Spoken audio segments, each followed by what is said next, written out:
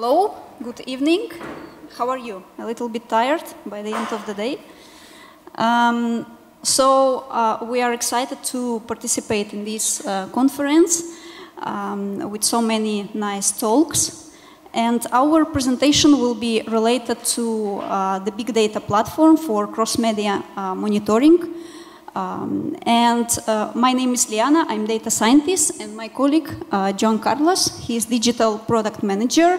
We are working in Eurecat, which is technology center in Catalonia. And yeah, so now we will present you our journey in developing this platform. Okay, so this is the agenda of this presentation. We will start from the context, from the motivation, where we explain why do we think that our platform is innovative, and then we will move to presenting the platform itself, starting from the generic concept and then going to the more technical details like architecture and specific challenges that we solved. So first of all, regarding the context, so online social media networks have become fundamental places in modern societies for discussing the content of different topics, right? So millions of people share their opinions about different products, services, events in social networks, and also they review the opinions of other people in social networks. And of course, it is quite logical that marketing specialists have a lot of interest in social media monitoring platforms that allow collecting this digital footprint and enrich this digital footprint with other media sources, like, for example, online news or blogs, forums. And so the main objective of marketing specialists is to understand, for example, well, to analyze the progress of the advertisement campaign, or, for example, to reveal the influencer in the community in order to spread the messages through this influencer. And there might be many other objectives that the marketing specialists can have when using these platforms. So here you can see the examples of the classical social media monitoring platforms. So basically these platforms apply quantitative analysis techniques, okay, in order to answer the questions. Like you can see here some examples of such questions. For example, which is the user's attitude toward some particular product or brand. Or another example is, what is the number of users who have mentioned particular brand on Facebook? Yeah. So these are the questions, like what or which type questions. And normally the content analysis techniques and also the text mining, natural language processing techniques are used, right? So here you can see a typical example. Like these kind of platforms provide the dashboards with the outputs, with the summary outputs of the quantitative analysis, and these outputs are summarized in the form of pie charts or line plots, bar plots, even maps. Yeah. So these dashboards look very nice, but what happens if we want to dive a little bit deeper? Yeah, so and normally marketing specialists want to dive deeper, so they want to make the qualitative analysis, not only quantitative but also qualitative analysis, in order to answer the questions like how and why. Yeah, and now we will show you some examples in order to justify, to clearly explain you why the qualitative analysis is so important for social media networks monitoring. Okay, thank you, Liana, and good evening to all of you. Well, from the business point of view, I want to share with you a question. There is anyone here from the telco industry or mobile manufacturers? Not? Okay, it is not personal with this brand. As commented by Liana, we are a technology transfer company. Okay, we are similar to Fraunhofer in Germany. And what we try to solve when a company searches in Eurecat their solution to a business need. Okay, we shared our applied research platform. Okay, that is called KALIUM during this event that we are very proud of hosting here in Barcelona for the last years. That is the Mobile World Congress. So in 2015, we performed a proof of concept, okay, of this technology to see if this view from the specifically in the social media analysis could bring more powerful tools, for example, to community managers and people that is specialized in marketing. Okay, so we showed our conclusions to a communication agency. Okay, so we performed an analysis one day of about the impacts of CTE in the social media when they present this new model. Okay, so when we perform this quantitative analysis, we can see that well, CTE was very good in positioning this announcement. Okay, but if we go deeper and see what is the insights that brings our analysis, okay, you have to think about this analysis from the works of Alan Turing, okay, in this field of graph networks. And then, yes, you can see that, for example, the CTE community, okay, when we want to research these interactions between users and try to find some patterns around a community, okay, that's why we are explaining that we focus on this graph networks analysis. We see that these users are only interacting with a small community around, specifically with CTE. Okay, so it's strange that they don't interact with other hashtags or with other users like Mobile World Congress. And yes, so as a company, you could use this kind of technologies for brand reputation and for your campaigns as influencer marketing, but you see that with this technology, we try to go deeper in searching these kind of bot users and so on, and in a very visual way.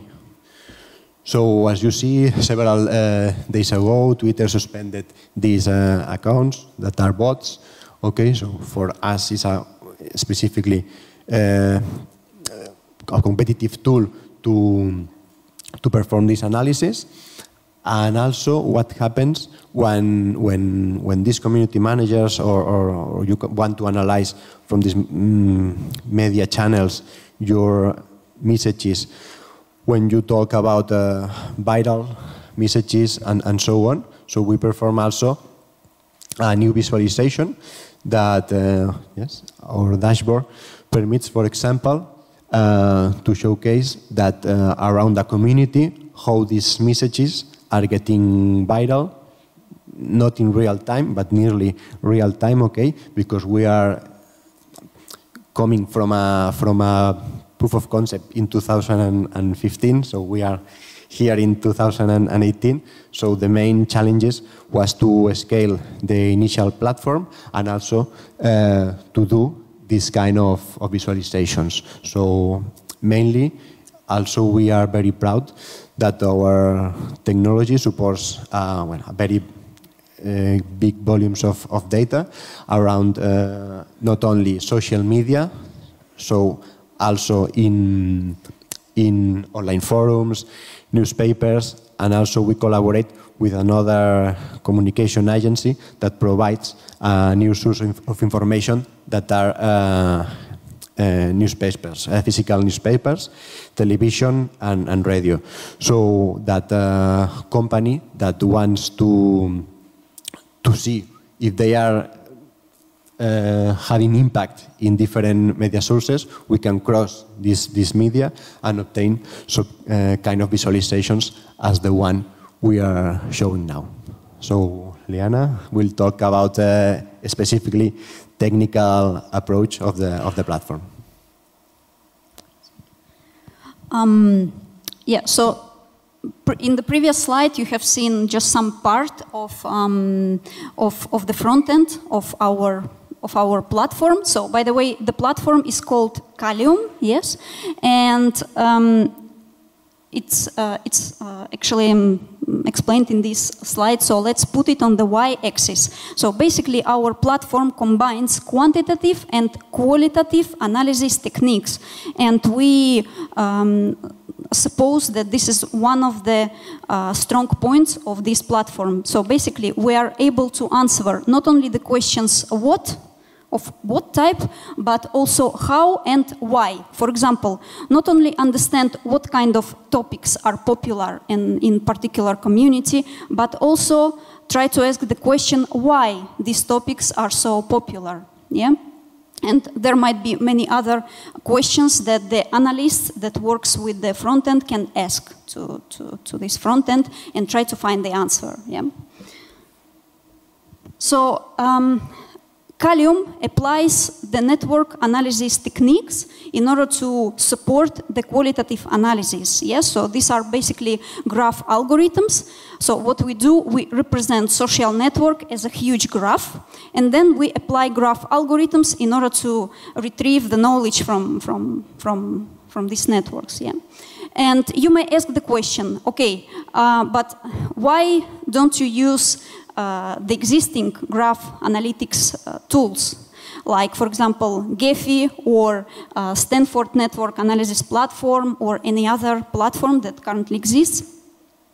And, well, our measure motivation is that, for example, if we take Gephi, which is very, very popular, very nice tool, and if we take also Snap, so they have one limitation. They can work with large networks, but in terms of scalability, they are limited, so they can scale on a single big memory machine. Yeah, so they do not work, these tools do not work in the distributed environment. And in case of KALIUM, basically what we do, we develop the distributed versions of graph algorithms, or we use the distributed versions of existing graph algorithms, for example, from the Spark GraphX library. And so one of the advantages is the scalability. Next, we also simplify the visualization of huge graphs. How? So basically we represent graphs hierarchically, and later on I will show you how exactly. And including also video generation that can demonstrate, for example, the community creation over time. And the final advantage is that our platform allows the customized generation of the graph. In this case, the marketers, the marketing specialists can customize, can parameterize the graph generation process according to the particular objectives of the marketing analysis. And here on this slide you can see the generic concept. So until now, we do not talk about particular technologies, but we will do it in the next slides. So first of all, I would like to explain the generic concept. Here you can see how KALIUM can be integrated into the existing infrastructure of the client company. So basically, this is the real example. And let me comment you this example. So in this case, the client company has so different data sources for the raw data, the data sources for the raw data. So basically, the data comes from Twitter, from Facebook, from online news, blogs, forums, etc., etc. All this data is pre-processed, yes, and then it is stored in the databases. In this particular case, in Elasticsearch. And besides this part, there is also some process that periodically, for instance, once per day, executes or sends the request to our platform. And this request triggers the graph generation process. And when the graph generation process is finished, the marketing specialist can visualize this graph in the front end. Yeah, so basically our platform, KALIUM, expects the query, the input query in the JSON format, which comes from the software of the client and through the RabbitMQ. And this query, as I said, triggers the graph generation process and the calculation of all the metrics that are needed. So since this is the data engineering conference, I would like to briefly explain you the data that we work with. So we split this explanation in 4 dimensions: data volume, data format, data diversity, and velocity. So in case of data volume, basically our platform can work with millions of records, like nodes and ages. And finally, it depends on the cluster setup. And then in case of data format, currently we have the data connector that retrieves the raw data from Elasticsearch, but we are working on the development of other data connectors. In case of data diversity, we receive, as you may see in the previous slide, we work with the data from Twitter, from Facebook, from blogs, forums, online news, and other social media. So the diversity is quite huge. And then in case of data velocity, well, our platform does not work with the streaming data. So we are working with batch data. Basically, we receive the queries, for example, once per day for a particular client, and this query launches or triggers the full algorithmic process in Spark. Okay, the next. And here you can see the 4 different challenges that we had to solve in order to develop our platform. The first challenge, the challenge number 1, is so how to flexibly create new graphs that better fit the goals of particular marketing campaign. Yeah, so here the objective was to provide the flexibility to marketers about the creation and the analysis of graphs for any objective of the marketing analysis. Yeah? The next challenge was how to scale the graph mining algorithms, because many algorithms are just developed for a single machine. They do not have any distributed version, so we had to solve this problem in this challenge. And then the third challenge was how to persist the large graphs. So we had to select a particular database for storing our graphs. And the final challenge was how to visualize large, complex graphs. Because imagine if you want to visualize billions of nodes on a single screen, probably it does not make any meaning, any sense for the analyst, right? So, well, maybe to have the global picture, yeah, but if you want to make the more detailed analysis, you must provide some specific visualization tools for this. And we solved this challenge also. So now we will go through each of these challenge step by step, and I will show you the examples, how exactly we solve them. So the first one, how do we create our graphs? So take a look at this, well, maybe, I don't know if you can see very well, but take a look at this JSON query.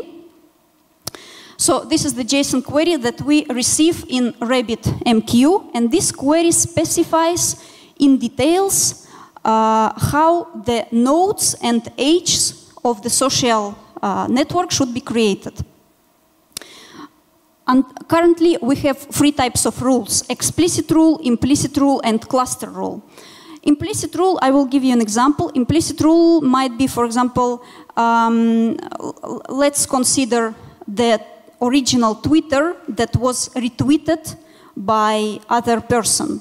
So in this case, this is implicit rule, explicit rule, sorry. And the source node is the original tweet, and the target node is the person, the user who retweeted this tweet. And there is the age between them. So this type of relation we specify with explicit rule. The next one, implicit rule, it's a little bit more tricky. It's to reveal, to construct the hidden ages, let's say. For example, let's imagine some tweets that have the links to some publications. Yeah, to some posts.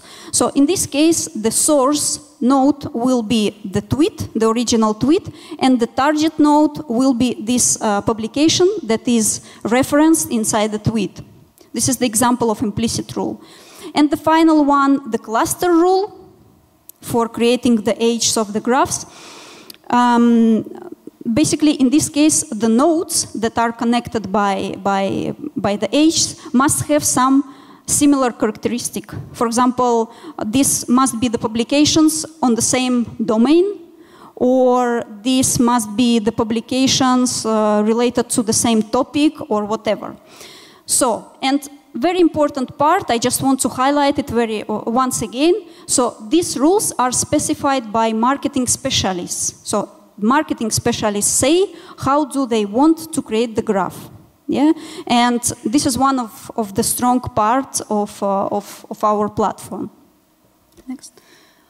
Yeah, so here you can see what happens actually with this input query. As I said before, this input query specifies how nodes and edges of the graph should be created.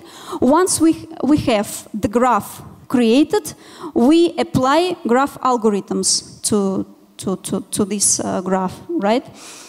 And finally, these graph algorithms allow us revealing different hidden interactions, hidden patterns, or understand, for example, more about the diffusion of the content inside the community over time, and etc. The second challenge was to solve the scalability issue of the graph mining algorithms. So currently we have 3 groups of the algorithms. The first one is the detection of communities, then ranking of nodes, and the definition of the roles of the nodes. In case of the detection of communities, we use Louvain algorithm, and in this case we were happy because Louvain algorithm is available in graphics. So we are using this existing version of Louvain algorithm with some small changes, but generally we use this one. And so this Louvain algorithm works based on the neighborhood heuristic. So it is the iterative algorithm, and on each iteration it tries to improve the metric which is called modularity, and this iterative process continues until the modularity cannot be optimized more. Then the process stops, and then at this moment all the communities are specified. So what do I understand by communities? So basically we assign each user or each node in the graph to the community, yeah? And then we can see different clusters. Ranking of nodes. Currently we're using HITS algorithm. And HITS algorithm, this is the hyperlink-induced topic search algorithm. It's quite old, but there were no distributed version existing in the market, so we had to develop our own code in Spark and Scala for this algorithm, and it is openly available in GitHub. Sorry.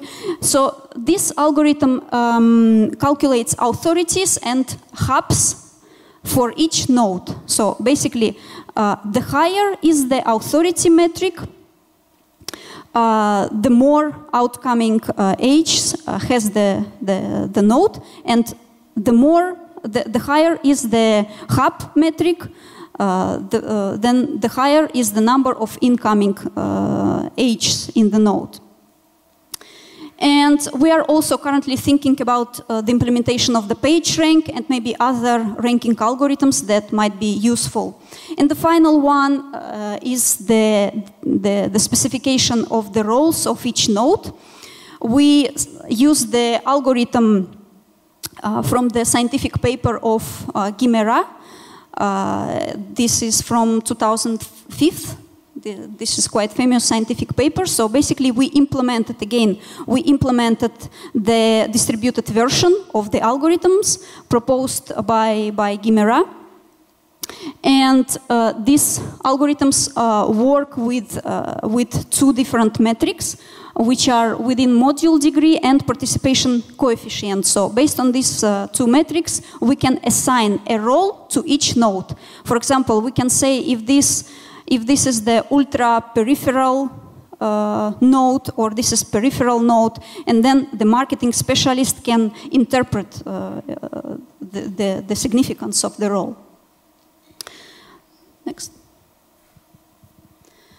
So the next challenge was the selection of the database for storing the graphs. So we were thinking between these four options: Neo4j, Elasticsearch, Janus Graph, and OrientDB. Our final choice was to select OrientDB, and I will explain why. We were also quite strongly thinking about Neo4j, but in case of Neo4j, there are problems with sharding. And well, there are some tricks to solve the sharding issue, but in case of OrientDB, it is easier. Also, OrientDB is the multi-model database, which means that it supports the native graph storage, and also if it's necessary to store any other type of data, it is possible to do. And one more interesting advantage of OrientDB is that it supports SQL-like queries. Yes, so the learning curve is quite short, and yeah, because in order to make the graph queries to OrientDB, we can use just graph-like, SQL-like language, and that's it. And yeah, and also the license is Apache version 2, which means that for commercial projects there is no problem to use OrientDB. So basically, this was the major reason why we selected OrientDB. Next one. And the final challenge that we solved was how to visualize huge graphs. Basically, we have the hierarchy, like different levels. So we split our graph into the different levels. The first level is the graph of communities. It's the highest level, yeah? The graph of communities, where each node is the community of users. Then, if the marketing specialist wants to go deeper, then he can select several communities or particular community of the interest, and then go inside this community and observe the graph of users that constitute these communities. And also it is possible to see to see the contents, let's say the publications that users are sharing or reviewing in this particular community. Next. Yeah, so for each type of node, for community or user or content, here you do not see the content, here you can see only communities and users. We have a long list of metrics. We put it here just some examples of the metrics, but in general our platform calculates more metrics. For example, for each user it calculates the audience, the hub, the authority, the role, the engagement rate, which community does it belong to, and etc., etc., etc. And we are working on extending this list of metrics. And for each community, it calculates the average authority, the average hub, total audience, etc. Also, when the community was created, the start and end date. So yeah, so a wide range of different metrics that are very useful for marketing specialists. Next. And here on this slide, you can see now the more detailed architecture of our platform. So input queries that you have seen before, which are basically JSON strings. They are sent by the customer, by the client, to the RabbitMQ, and we receive actually these queries in the RabbitMQ. And then we have Scala backend, okay, and we use Apache Livy REST service. How many people of you have used Apache Livy? Oh, okay. Yeah, so we are using Apache Livy in order to execute Spark jobs on demand. Yeah, so every time we receive a new query, we parse this query and we send the request to Apache Livy server in order to execute our graph algorithms in Spark. Yeah, so then the Spark program connects to Elasticsearch, where we have the raw data about the publications in Facebook, Twitter, blogs, forums, etc., etc. So all the raw data. Then the Spark program gets this data from Elasticsearch and applies the rules from the input query, like implicit, explicit, and cluster rule, in order to construct the nodes and edges of the graph. Yeah? So then after this Spark program applies Louvain algorithm, Heath algorithm, and rows detection algorithm, and also some formulas to calculate the metrics, for example, engagement rate metric and other metrics. And when all this calculation process is finished, after this we save the graph together with all the metrics in OrientDB. And also we send the notification to the API, and when, so saying like, hey, the graph generation process is finished, the analyst can start reviewing or working with the graph. So once this process is finished, the graph can be visualized in the front end. And previously at the beginning of this presentation you have seen some small examples. And the front end has different filters, okay? So because again the idea is to not show the full graph on the screen, but we provide a toolkit consisting of many different filters that the user can use. For example, a very simple filter to define the start and end date for for the ages, yeah, because we have timestamps assigned to all ages. Or, for example, we can put another filter like maximally, I want to see up to 100 communities. Or I want to see just the users that have, the top 10 users that have the largest values of authority or largest values of hub. Yeah, and then in this way, the marketing specialists can work with the front end and can communicate with the front end, like some kind of what-if analysis, can ask different questions to the front end and retrieve the knowledge. Yeah, and basically we have almost finished the presentation. So this is the cluster setup.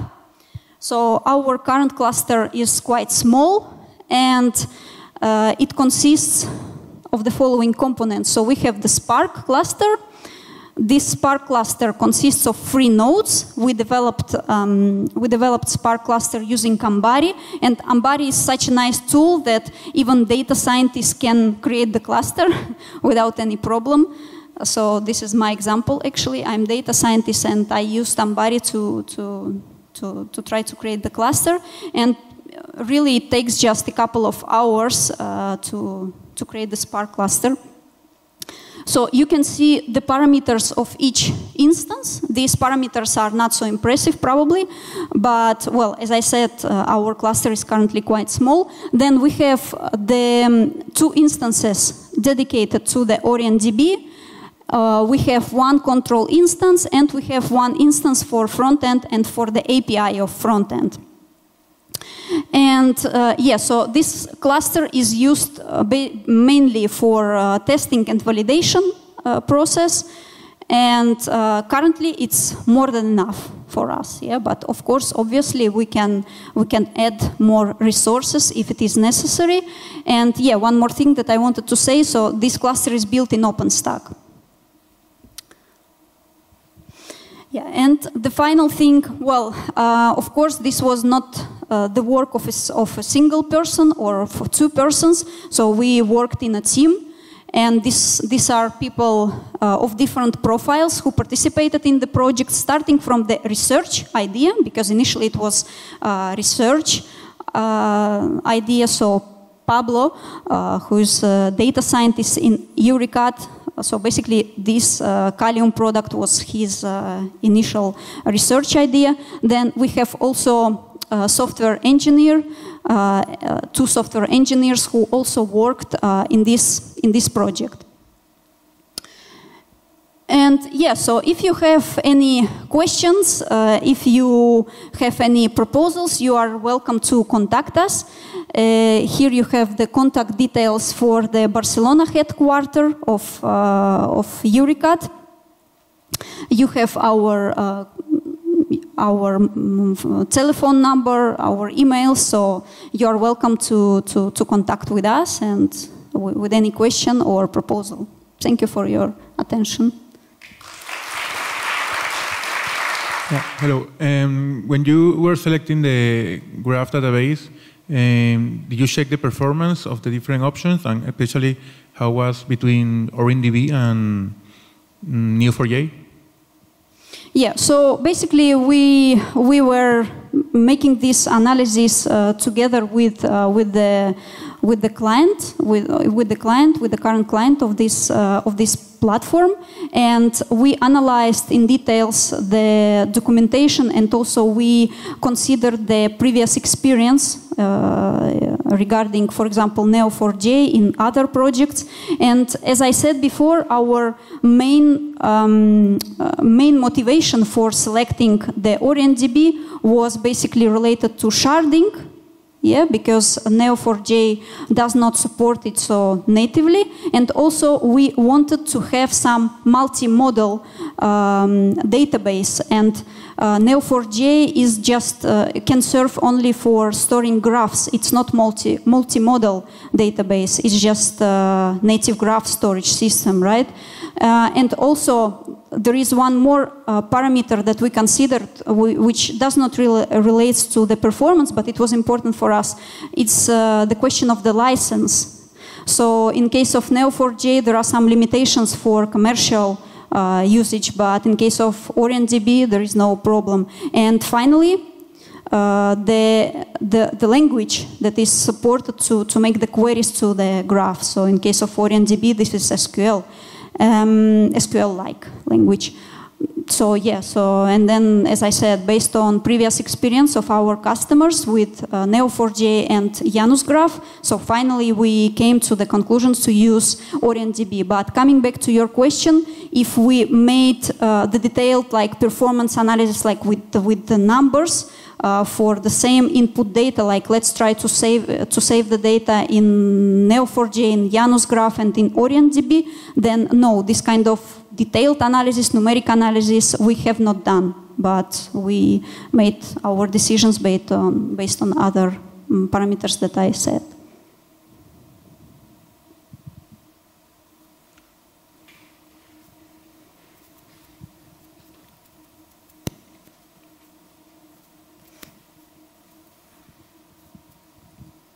Liana, thank you for your talking. Can you open the slide with the architecture? Yeah.